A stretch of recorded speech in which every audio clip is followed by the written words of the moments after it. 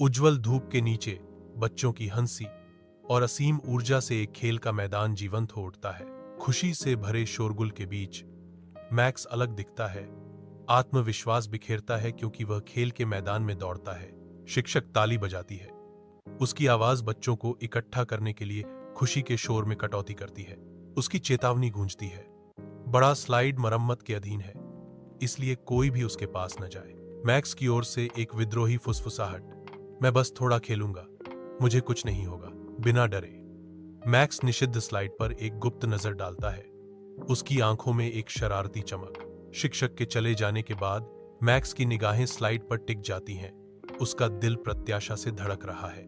वह सीढ़ी पर चढ़ता है, हर कदम रोमांच को बढ़ाता है। शिखर पर पहुंचते ही उसकी विजयी मुस्कान डगमगा जाती है, क्योंकि उसका पैर अपनी पकड़ खो देता है। मैक्स को फिर से पैर जमाने में संघर्ष करना पड़ता है। खेल का मैदान उसके चारों ओर घूम रहा है। मैक्स स्लाइड से नीचे उतरता है। खुशी से उतरना एक दर्दनाक धक्के में समाप्त होता है। वह जोर से उतरता है, जिससे उसका छोटा सा शरीर हिल जाता है। मैक्स के चेहरे पर दर्द उभर आता है, क्योंकि वह अपने पैर को पकड़ता है। उसके होठों से एक तीखी चीख निकलती है, काश मैंने शिक्षक की बात सुनी होती। मिट्टी उसके कपड़ों से चिपक जाती है, जो उसके लापरवाहपन का प्रमाण है।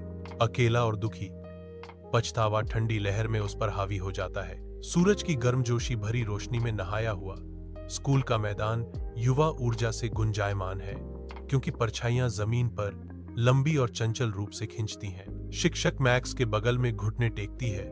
उसका स्पर्श कोमल है, क्योंकि वह उसके घाव की देखभाल करती है।